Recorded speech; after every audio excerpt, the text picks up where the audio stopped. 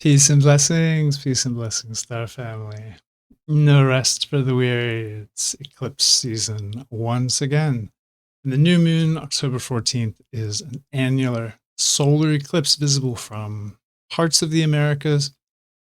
Last eclipse season, 6 months ago, was April 2023, and it saw the sun and moon come together for an eclipse square to Pluto.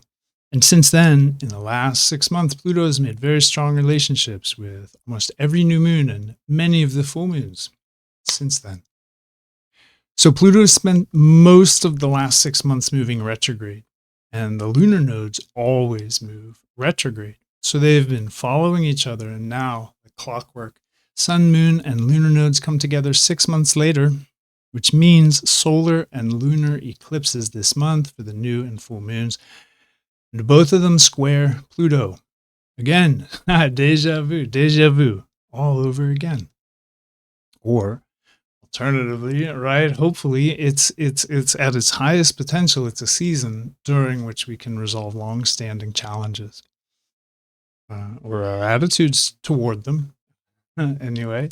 We can recognize what needs to be purged in order to start feeling like we're moving forward again. So it's Saturday, the 14th of October, that the sun and moon will meet in Virgo.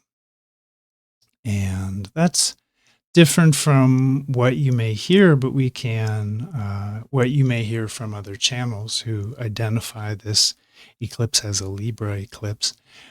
But we can see here that joining the south node near fixed star Spica are Mars, the south node, Sun, Moon, and Mercury, all in Virgo.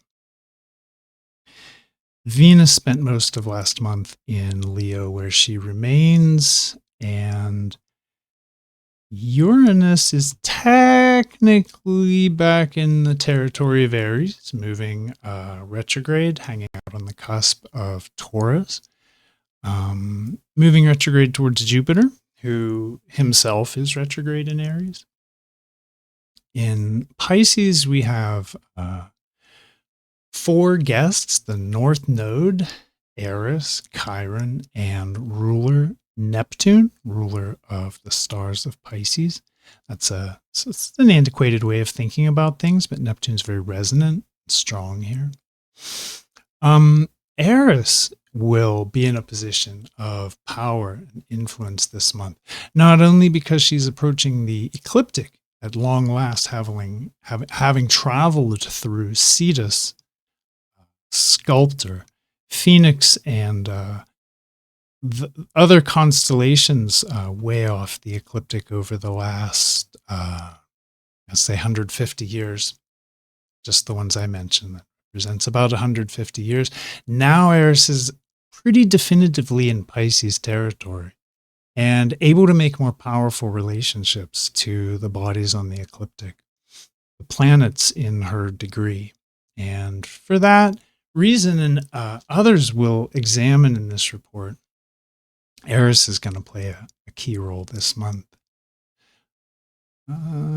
Saturn is will go direct this lunar month, stationing November 4th in Aquarius, and Pluto, for the first new moon in a long time, is direct. That's one difference between this eclipse season and last eclipse season. Last eclipse season, Pluto T-squared the nodes for the eclipses, and that was retrograde motion, which sets off a cycle of it's very common to have to wrap up loose ends, deal with unfinished business, resolve the unresolved issues before you can really feel like you're moving forward. Now Pluto direct, and this eclipse season at the very least sees that opportunity, the invitation to forward motion. And now that Pluto's direct, it will finish up Sagittarius. It'll touch Capricorn territory. And again, this is all I mean, Capricorn, Sagittarius, there, I believe in cusps. There is a territory in between that is neither. We obviously see a kind of no man's land here, but technically Pluto does enter into Capricorn about February 2024.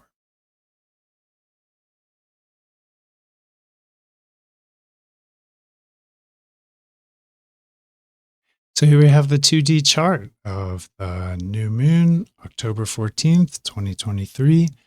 And what we're looking at is Virgo, Pisces axis that's really going to dominate the focus of our attention when we look at this chart. It's gonna be the focus of energy this month. Although it's worth noting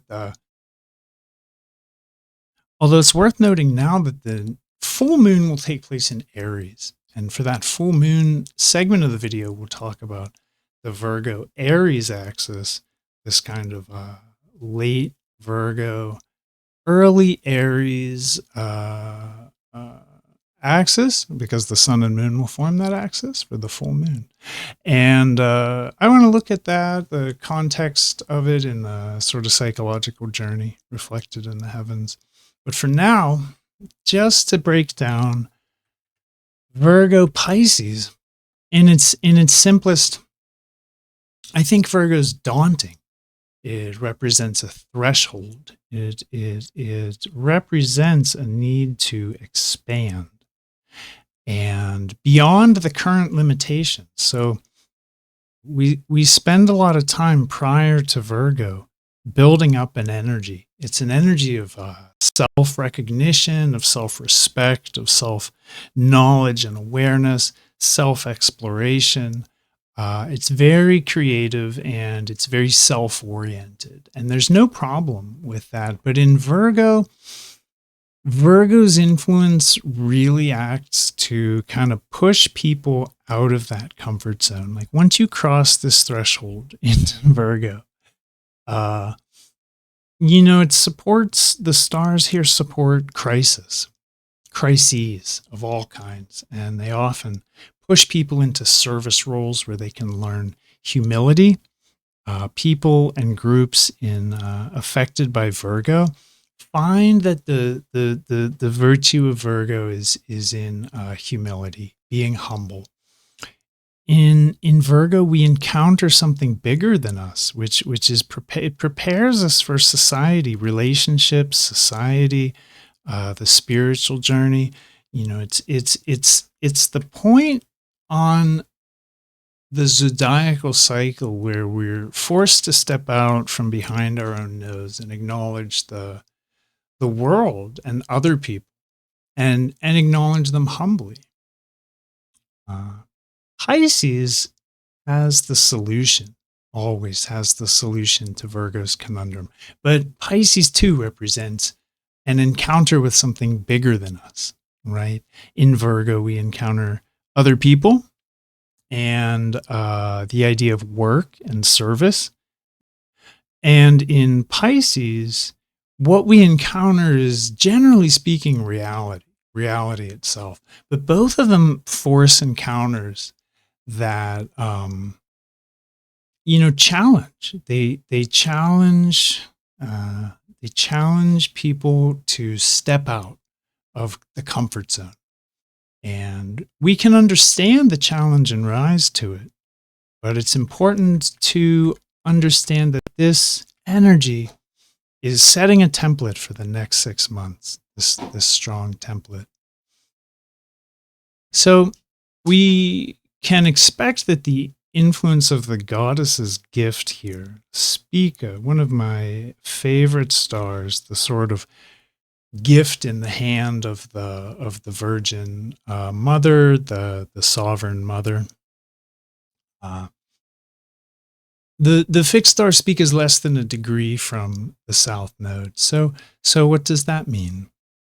Spica is one of the brightest, most astrologically important stars in the sky, and is represented in sidereal mythology by a chaff of grain, which was sustenance itself to ancient people. And it was held by the goddess, the sovereign mother. who was symbolic of the forces of love and nurturing in the universe.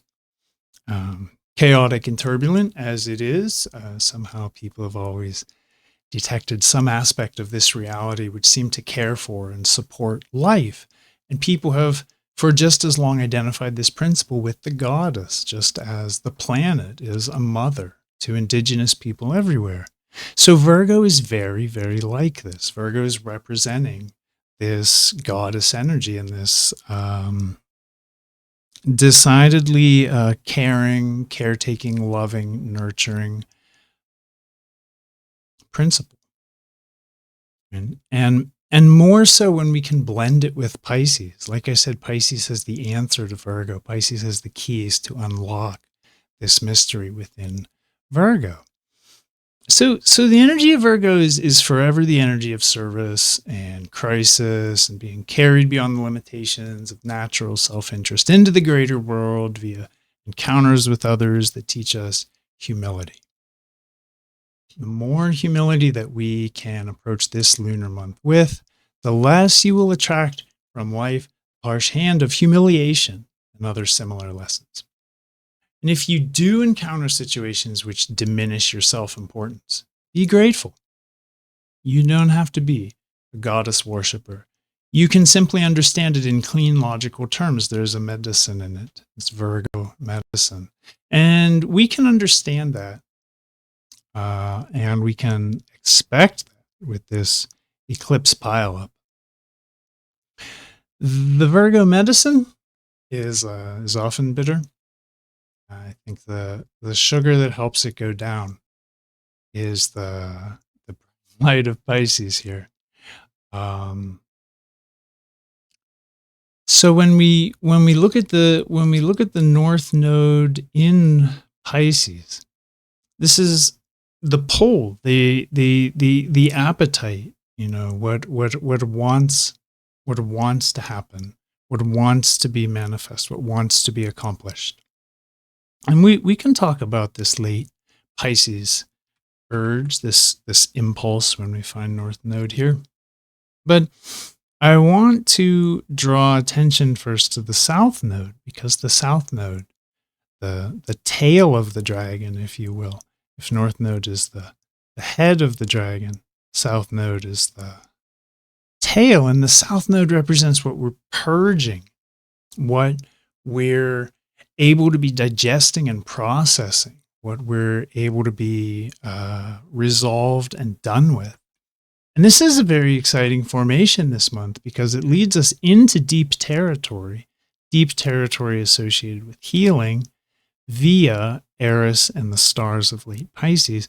But it's asking for a purge, a very conscious purge, a very conscious repatterning. This is really an invitation to get some of the thoughts and motivations, patterns of being, emotional patterns around moon, and just life patterns around sun, and to really examine them in the light of the highest good. And we're gonna look at that. We're gonna look at the highest good. It figures very heavily into this month's eclipses. And when we get to the full moon, we're gonna spend some special attention directed towards Eris, because Eris is a bit of an enforcer of the highest good. We see her here for the new moon, very closely conjoined to North Node. So we're drawn into the depth. We're drawn into the mystery. The North Node provides an appetite for, a motion towards, a fixation on Pisces. And in late Pisces, what wants to happen here is alignment with the big flow. Trust. Not easily gained or earned or kept, but trust. It wants trust. It wants to trust that the universe will be here to take care of us. It wants peace. It wants forgiveness, reconciliation, acceptance. It wants disillusionment. Late Pisces will always seek disillusionment. And it wants to feel like a pulsating node in a living universe. It wants This is the medicine Virgo needs. Virgo can feel a bit like just a cog in a greater machine. He can feel so insignificant and humbled in Virgo by the greatness of it all. But Pisces, you become the greatness. You, as a drop, you're absorbed into the ocean, and the nature of water is pervading everything. So you know that you've balanced and blended Virgo with its opposite, Pisces, when you can analyze clearly and cleanly without being overcritical, and you can put the process down when you're done. It's a good litmus. If you're feeling like this month is too heavily mental, there's a great possibility for a lot of mental energy, but the South Node could distort that. It could sort of dampen or darken a lot of the natural light there. And again, this is really asking for us to examine our mental patterns, our emotional patterns, our patterns of motivation and desire that move our lives forward. It's up for review. It's simply up for review. It's eclipse season, so. And when we see these bodies, when we see these four bodies with South Node, we can understand that South Node asks us to digest, to process. It's a process of internalization where we integrate, but it's also a process of purging and elimination. So the South Node often takes from us, but it orients us to a higher reality, a higher set of principles, a spiritual truth and path. So while it's true that the South Node has a reputation for being a little bit a monster, distorting, corrupting, perverting influence, there's a reason. There's a reason for this. So if we're following these flows in conscious awareness, this will give us a lot of advantage over an eclipse like this. And we see the North Node in late Pisces. There is a mentioned appetite and obsession on spiritual things, these kinds of mysteries around oneness, connectedness, universal love. And with Eris here, a little caution. Eris wants to digest and process and purge. And in that regard, Eris is very similar to the South Node. Eris seeks to illuminate psychological darkness for the sake of personal liberation. And here in Pisces with Chiron in the North Node, and especially relative to the South Node stellium, it asks us, that's Eris here, is asking us to forgive ourselves for our own darkness, that darkness which has been experienced by us, maybe inflicted on us, maybe that we've put on others, and all cycles of trauma and pain that have been paid forward through time and generations. This invites us to purge. The South Node 2, the energy is strong energy of purge. The North Node is indicating an appetite for purge at a very deep level. And the South Node stellium indicates that it's the conscious self, those impulses and patterns of thinking and action that are asking to be purged. Pluto squares the nodes again. We see Pluto T-squaring the lunar nodes. Last eclipse season, he squared these nodes retrograde, and now he is direct. The last eclipse season, I would just, from a textbook point of view, interpret as being about wrapping up loose karmic ends. And this eclipse season asks us to commit to those processes by getting rid of what doesn't serve us. And this is collective, a collective process, collective level. Also, this is going to feed the process on an individual level so that we can align with soul level truth. That's Pluto. That's Pluto in deep Sag. When We have Sagittarius as stars. They're going to empower and bring about an energy of truth and natural law and the highest principles. Regarding anything, just those higher and more cosmic principles. And the higher, more cosmic principles of Pluto are very much about self-control.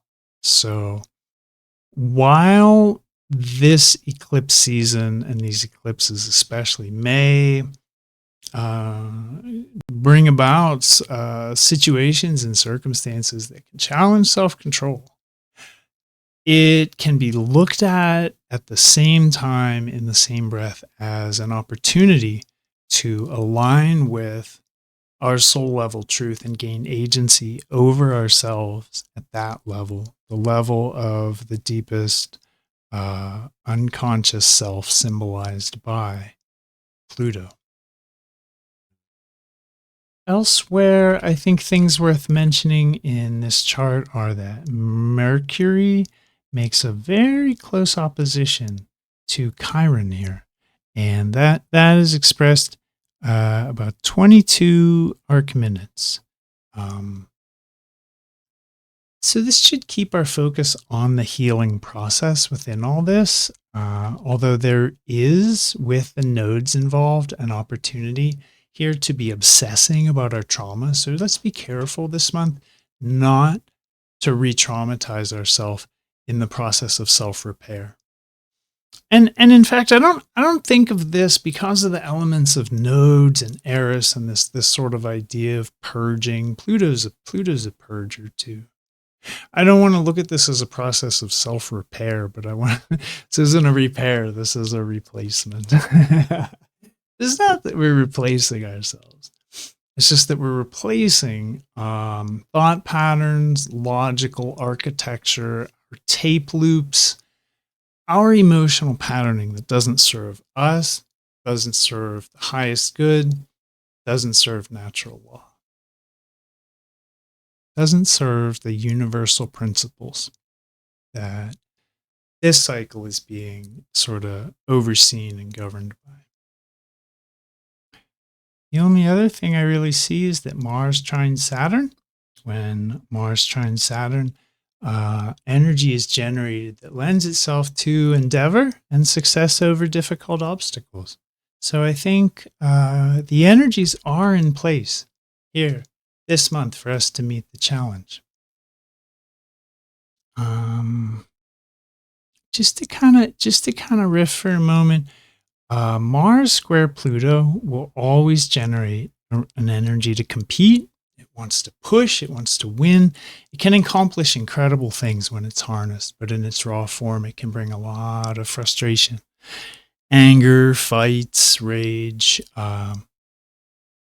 Mars is also trine Saturn, which I mentioned, and that generates determination, generates focus, generates willpower. And it too can be harnessed to great end and discipline if needed. But it can support staying with a task. It can support focusing and controlling power. It can support accomplishing our practical goals. So Eris square to Pluto and opposite Mars means we need to watch out. This reflects an energy of subterfuge, espionage, lies, subversive methods. I'm not demonizing Eris, but she's eclipsed and, she's like that. The potential here to see our own unresolved traumas projected onto others this cycle is pretty high. And then to obsess about that. And then to make a move against it, right? These urges can arise under such an influence. The best use of this influence is to conquer yourself. With Pluto in late Sag, there's always going to be lessons or nuggets about deep truth. Within this formation, it could be dark truth, but it's there nonetheless. And with Chiron involved, this configuration The whole thing, the nodal stelliums, the T-squared of Pluto with Chiron involved with the North Node. As dark and serious as things may be, it's an open door for us to see our wounds in a new way, in the light of highest spiritual ideals of self-forgiveness and total acceptance of late Pisces. To see those who have even manipulated and perhaps oppressed us or even abused us in a new light of acceptance, maybe even forgiveness. And by that, I just mean that we can put down the stone in our own hearts and trust the universe. We can trust the universe to have its own mechanisms of justice and its own time frames for cause and effect to manifest. And we can put down that stone. So I think the key point about this new moon, my friends, is that Virgo Pisces is where we encounter something bigger than us. And keeping that in mind, thinking of this eclipse as an offering to us. It's a point of entry to the labyrinth of the next 6 months, to changing, to meaningful change, repatterning our obstacles and difficulties that arise from within.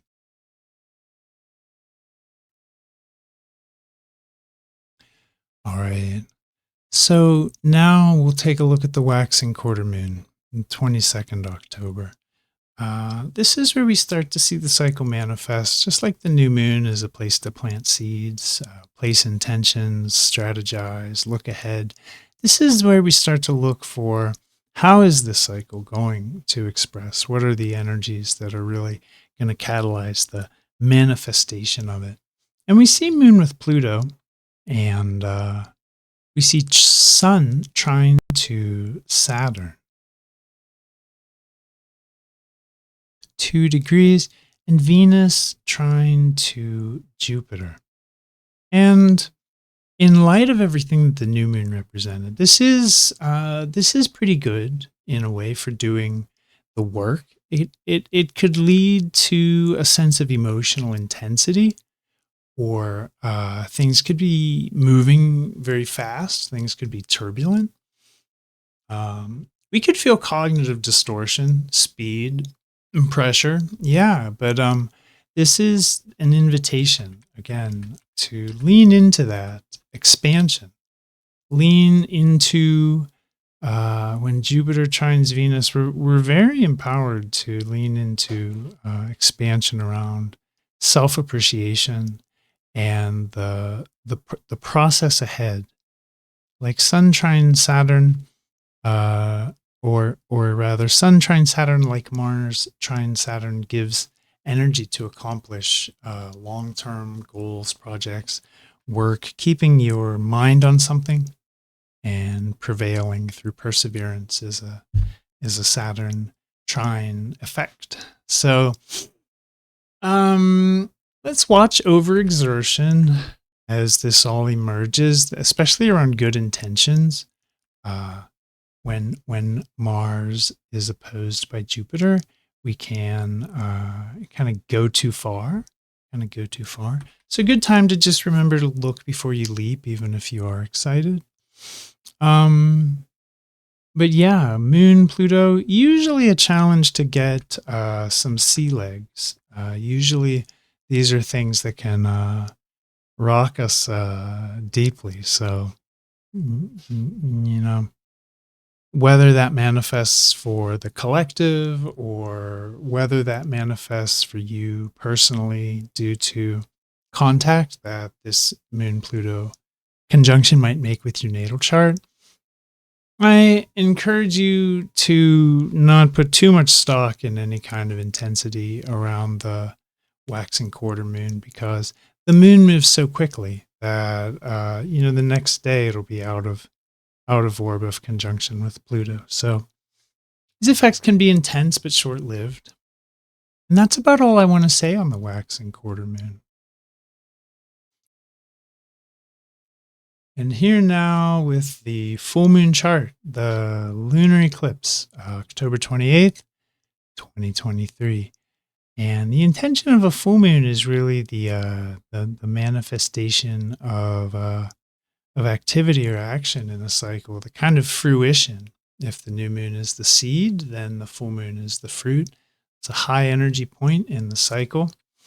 So when we look at the new moon, when I look at the new moon, I look at it in terms of what wants to happen. And when I look at the full moon, I look at it in terms of how that might manifest or how that might look when it happens. So let's just break this down. We have a partial lunar eclipse, which means the north node and the moon are close enough together that there's a shadow of the earth cast by the sun that falls on the moon. That's astronomy. So we'll leave that for the scientists. The moon's in Aries with Jupiter and Uranus. They're sort of forming a little bit, I wouldn't say a rolling conjunction, but they all share the same group of stars. And this will act in a similar way to a conjunction. It's a very fortunate combination, Moon, Jupiter, and Uranus. And it's fortunate for considering future actions. It's fortunate for understanding strategy and planning. And it's very fortunate for thinking strategically and understanding the best move to make by consideration before you set out to make it. We have Eris conjoined to North Node by about half a degree. They're in the same 35th degree of Pisces. And this could look a little bit at first glance like an appetite for destruction or something really dark. Eris gets a bad rap and always has. Let's take a little deeper look at Eris. Especially because when we start to plot the nodes of Eris, we see here plotted in 2009 by Nick Anthony Fiorenza. He plotted the south node of Eris at 10 degrees 54 minutes Libra, and the north node at 10 degrees 54 Aries. Now, it's a little complicated, and if you're familiar and you're paying attention, Nick Anthony Fiorenza invented his own ionamsha, his own way of aligning the galactic center and plane to the, I believe, the solstitial nodes. And it's called the Fiorenza ionamsha. And my software doesn't use it, but my software does use a very close ionamsha. And these are the Eris nodes. This chart plots the Eris nodes. Now we're at the same full moon, 28th of October, 2023. The chart's oriented a little differently, so I just want to draw your attention to a couple things. This is an even sign chart. That was the type of astrology that Nick Anthony Fiorenza practiced, and he plotted the nodes of Eris to be here and here. And we can see that that is about 3 degrees from sun and 3 degrees from moon for the full moon. So not only, and I want to get back to I'm just much more comfortable kind of marking up my own software here, my art software. So I want to get back. I know we're looking at the same chart in two different forms. It's a little wonky, but let's reorient ourselves to this and say that the north node of Eris is here and the south node of Eris is here. Eris herself is with the north lunar node. And so this emphasizes Eris incredibly. I don't want to get into what planetary nodes really mean. They do function like lunar nodes in that they have to do with prior karmic patterns around that archetype. And the north node is the evolutionary potential or the future forward motion, the trajectory towards growth represented by the orbit of the planet. I will say, simply because Sun and Moon are with Eris's nodes and Eris is with the lunar node, it raises the question, what do we know? What do we know about dwarf planet Eris and how to navigate an eclipse so heavily iridian? All right, hail Eris. Her methods do indeed include chaos, discord, dissonance, and syncopation. She represents authenticity, especially feminine authenticity. She moves things towards liberation and resolution. And she does this by resonating with the most primordial impulses. By that, I mean impulses that are deeper than our wants and desires. And they represent an alignment with the cosmic impulse, the urge to authenticity, our genuine natural expression, which is deeper than even our unconscious patterns. Eris provides an angle of approach to the raw material of awareness beneath our deepest, most entrenched patterns. Where we are in accord with natural law, universal law, cosmic law, Eris can bless us. When we're aware of and we're acting in harmony with the principles of how things really are and how they really work, Eris smiles and bestows her blessings on us. And these blessings are like nonverbal, a lot of nonverbal consciousness and insight, intuition, and knowings.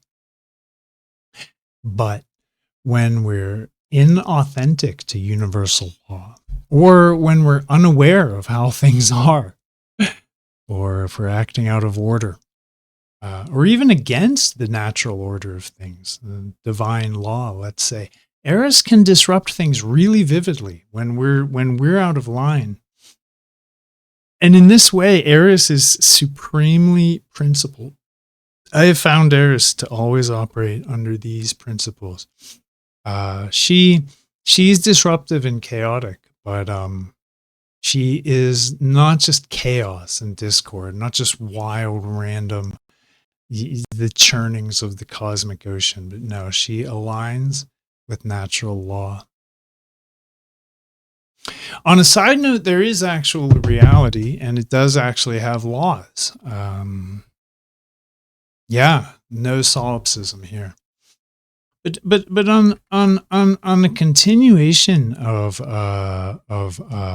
Eris and thoughts that could help us through this month, Eris is a really disagreeable force in the world. She doesn't mind voicing her dissent, and she has a flavor reminiscent of Uranus in her distaste for status quo and mundane affairs. She has a Plutonian flavor in her manipulative nature. She pushes buttons, and she's not afraid to escalate like Mars. Most astrologers who work with planetary octaves recognize her as a higher octave of Pluto, who is himself a higher octave of Mars. So we have a Mars, Pluto, Eris octave. Eris has very powerful and beautiful manifestations. I want to be really, really honest. I have seen Eris do amazing and uplifting things in people's lives and charts, but she remains in these beautiful, powerful manifestations an instigator And she defies traditions and laws, any laws that aren't cosmic law. She seems like an anarchist in the truest sense. Although I need to tease apart anarchy and chaos, those aren't the same thing. But Eris rebels against artifice. She rebels against presumption, and she rebels against hierarchies. She acts to disrupt systems from within, and she does this just like Pluto, often by turning them in on their own internal weak point, or setting factions against each other, exposing their hypocrisy, unexpectedly sabotaging or undermining. And in other words, Eris, as an evolutionary agent, is a provocateur and a pot stirrer. So expect it. Expect it this month.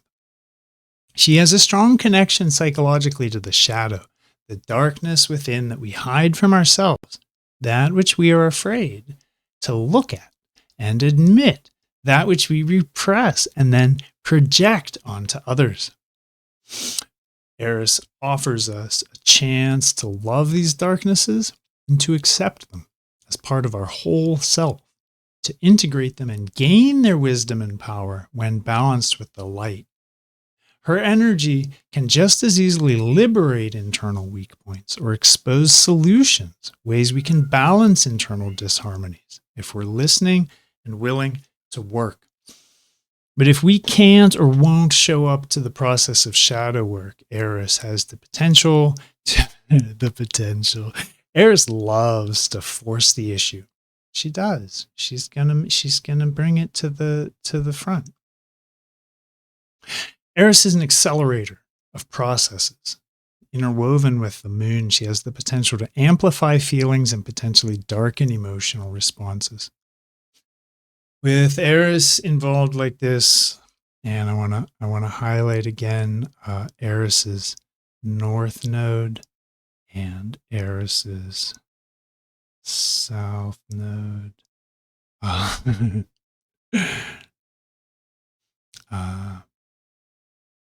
With Eris, if things get out of control this month, stop and remember the Eris mantras. I have 2 Eris mantras. The first one is, it's only frustrating if you get frustrated. You need to think on it, but it's true. The ball's in your court. And the second one is, the situation isn't personal, but the lesson is. So if you catch yourself in a strange way or a bad interpersonal situation this month, the lesson is for you. Doesn't mean it's your fault, but it means that something happened that's likely to be designed as a wake-up call. So wake up. Eris isn't a polite force. The North Node isn't going to bring out her best side. This could get ugly, and if it does, dissolving thoughts of blame and fault and simply looking at how we acted with complicity in our situation and what we hid from ourselves in order to let the situation progress. And asking ourselves, are the things that infuriate me about my situation or other people really my own unacknowledged shortcomings? Eris transits will usually act as a wake-up call. She can really easily create situations that cause us to respond and react to them in ways that push us out of our comfort zone, deeper into ourself, to encounter and digest truths about ourselves. That's the methodology, to push us deep, deep out of our comfort zone into reality. So Eris doesn't play or kid around very much in my experience, and she doesn't leave a lot of room for self-importance or self-pity. So this month and the entire 6 months until next eclipse season, this is an influence in play. This is on the field, and there's little to do about it except acknowledge it and work with it as skillfully as we can. Elsewhere, we see Jupiter in Aries, still again opposite to Mars. Now Mars and Mercury are very closely conjoined. And I think this is a caution against overambition. Mars and Jupiter, like I said, they do tend to go a little too far. Our thinking may be, we may have big goals at this time relative to what's realistic. So it might be good to just check that. Always things can seem overly optimistic or more possible than they are when Jupiter oppositions are part of our thinking. So Mercury and Mars, certainly part of our thinking. Mars on a more impulsive, instinctual level, and Mercury very directly. So what do we have here? Crisis and opportunity, right? Blessings in disguise. I think that this, for an eclipse, is a distinctly fortunate moon. Bernadette Brady says about this eclipse cycle, this Saros series, that for some of us, the clouds of the last cycle could lift. Outstanding issues could be resolved.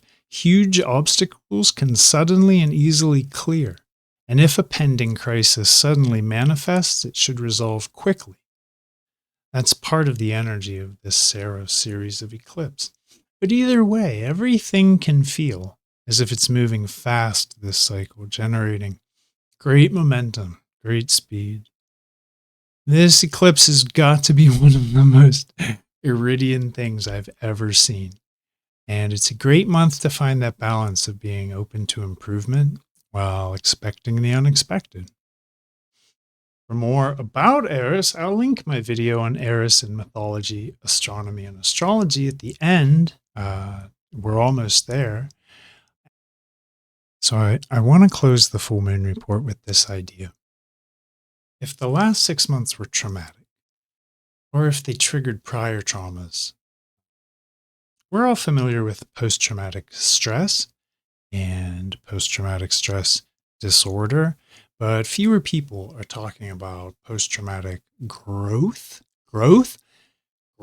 and the amazing qualities that can emerge in one's life when they process their trauma constructively, when they're forced to find inner resiliency, and when they can heal and repattern.